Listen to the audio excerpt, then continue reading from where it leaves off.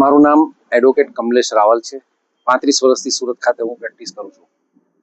19મી March 2025ના રોજ film director, producer, actor, writer Anurag Kashyap દ્વારા એક પોતાના સોશિયલ મીડિયા ઉપર ટ્વીટ કરવામાં આવેલી હતી। જે ટ્વીટમાં એણે લખેલું હતું કે બ્રાહ્મણો ઉપર હું પિશાબ કરું તો કોઈ પ્રોબ્લેમ છે।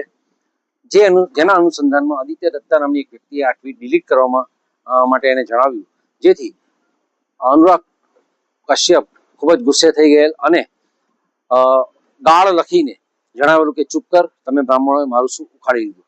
જેથી બ્રાહ્મણ સમાજ ખૂબ જ ગુસ્સે થઈ ગયેલ અને તેની વિરુદ્ધ કાયદેસરની કાર્યવાહી કરવા માટે નક્કી કરેલું હતું। જેના ભાગરૂપે મેં સુરત ખાતે નામદાર સુરતની મ્યુનિસિપલ કોર્ટમાં ફરિયાદ કરેલી હતી અને મેં દાદ માંગેલી હતી કે આ અનુરાગ કશ્યપ વિરુદ્ધ કાયદેસરની કાર્યવાહી કરવામાં આવે, જેથી નામદાર કોર્ટે એની વિરુદ્ધ સમન્સ ઇસ્યુ કરેલ અને તેને નામદાર કોર્ટમાં હાજર રહેવા માટે અથવા તેના વકીલ દ્વારા તમે જવાબ રજૂ કરો એવું જણાવવામાં આવ્યું હતું। તેમ છતાં 14 માસનો સમય વીતી ગયો હોવા છતાં અનુરાગ કશ્યપ નામદાર કોર્ટમાં હાજર રહેલ નહીં, જેથી અનુરાગ કશ્યપ વિરુદ્ધ બીએનએસની સેક્શન 196, 352 અને 353(2) હેઠળ એની વિરુદ્ધ ગુનો દાખલ કરેલ છે અને આ સેક્શનમાં 5 વર્ષની સજાની જોગવાઈ છે।